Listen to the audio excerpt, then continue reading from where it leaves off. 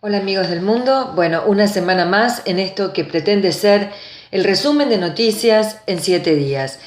En este día justamente, en estos días en los que en el hemisferio norte se celebra el Día de las Brujas o de Halloween, y bueno, y es en el día en que nos disfrazamos para ahuyentar los malos espíritus. Bueno, nos preguntamos de qué deberíamos disfrazarnos o camuflarnos en Occidente para que el Estado Islámico y los decepcionados convertidos al mismo no nos ataquen. Resulta que como todas las revoluciones, tanto Al-Qaeda, entrenado por Estados Unidos, se pasó al bando contrario ante la decepción del ataque americano en Irak, y luego un grupo de yihadistas también fueron un paso más allá y se rebelaron contra Al-Qaeda. El periodista del Washington Post, Jolie Warrick, premio Pulitzer 2016, narra en su libro Bajo la bandera negra, sí, el ascenso al poder de Abu Musab al-Zarqawi, fundador de Daesh, y su disposición a cometer cualquier atrocidad en nombre de su Dios y, bueno, de el ejército islámico. El término jihad, aunque parezca mentira, aunque cueste creerlo, solo se refiere al deber musulmán de expandir la religión y cumplir el propósito de Dios en la tierra.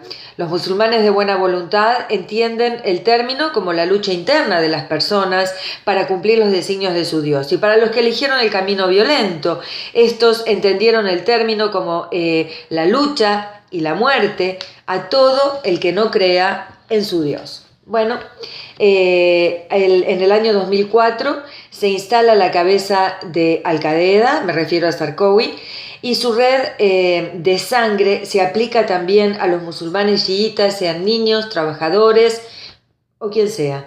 Les da igual. Llega el año 2013 y Al-Qaeda y Daesh son rivales en el control de zonas en Siria, y a partir de ahí llegamos al horror de hoy, con una ciudad como Alepo que ya no existe, y con una guerra que solo terminará cuando los protagonistas ya no existan. En fin, nos vamos ahora a Israel, donde la muerte de Simón Peres en septiembre pasado reveló que este estratega fue uno de los grandes líderes del siglo XXI. Claro, todos lo sabíamos, pero hay que recordar que propició los acuerdos con Yasser Arafat, jefe de la Organización para la Liberación de Palestina, lo que le valió el Premio Nobel de la Paz en el año 1994. En un reportaje concedido a la revista Politique Internacional, 2 días antes de morir, exclamó, y entrecomillo: si quieren tener más tierra, se produce la guerra. Si se quiere tener menos tierra, también hay guerra. Y como no se puede tener un territorio sin frontera, hay que instalar bases militares para defender esas tierras. Bueno, ese mismo Simón Peres, gran estratega, sí, claro, fue este mismo que dijo estas palabras el que ganó el Premio Nobel de la Paz. En fin, sin embargo, dijo también, y continúa en este reportaje, dice que la ciencia hace la revolución sin armas, como es el caso de Mark Zuckerberg, fundador de Facebook, que realmente hizo una gran revolución científica o tecnológica, más en realidad fue una revolución tecnológica, y bueno, no utilizó ningún arma, solamente las computadoras.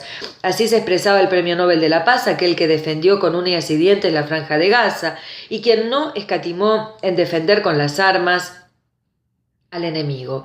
En cuanto a la religión, Simón Peres decía que esta pertenece a la edad antigua, que es una cosa del pasado. En Medio Oriente no hay tecnología. Así explicó las tragedias de violencia que se viven por esas tierras. Dijo que las religiones fueron creadas para darle sentido a la humanidad. En Israel, sin embargo, se han creado en la última década, durante el tiempo que él fue primer ministro, 13.000 empresas que dan trabajo a 16.000 estudiantes. Eso no sucede en Medio Oriente. Murió alguien que solo por definirlo de alguna manera fue ambiguo para el mundo, pero que llevó a Israel, un pequeño país de Medio Oriente, claro, de apenas 23.000 kilómetros cuadrados, a ser una potencia militar, económica y tecnológica. Nos vamos ahora a definir o a entender qué es la Operación Anaconda. Sí, la Operación Anaconda se trata de un despliegue militar, el más grande desde el fin de la Guerra Fría.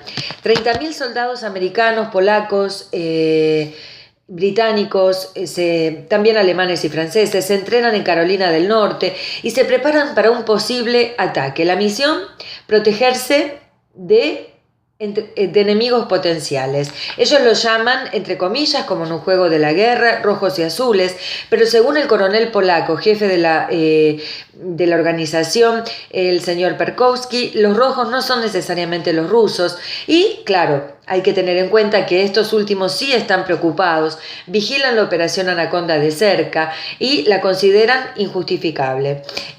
La respuesta del Kremlin, por supuesto, nos hizo esperar y Putin ordenó la creación de una base militar en su frontera occidental. Los países que la forman son en su mayoría los países miembros de la Organización del Tratado del Atlántico Norte, más conocido como OTAN, que fueron los mismos o se agregaron países a los del antiguo Tratado de Varsovia, creado en 1955 por los países del Este. En principio, Washington, Estados Unidos, se mantuvo prudente ante el desplazamiento de fuerzas, primero por causas de presupuesto y luego por tener muchos frentes abiertos bélicos en el mundo, como Irak, Afganistán y nada menos. Pero, claro, hasta que sucedió en el año 2014 la invasión a Ucrania, por parte de Rusia, y allí entonces Estados Unidos decidió aumentar la presencia de soldados, pertenecer más, o sea, ser más partícipe más activo en esta Operación Anaconda y aumentar los soldados en tierras europeas. Para el año 2017 pretende instalar o desplegar 4.500 soldados en Polonia y los países bálticos y estas fuerzas se sumarán a los 62.000 que ya existen.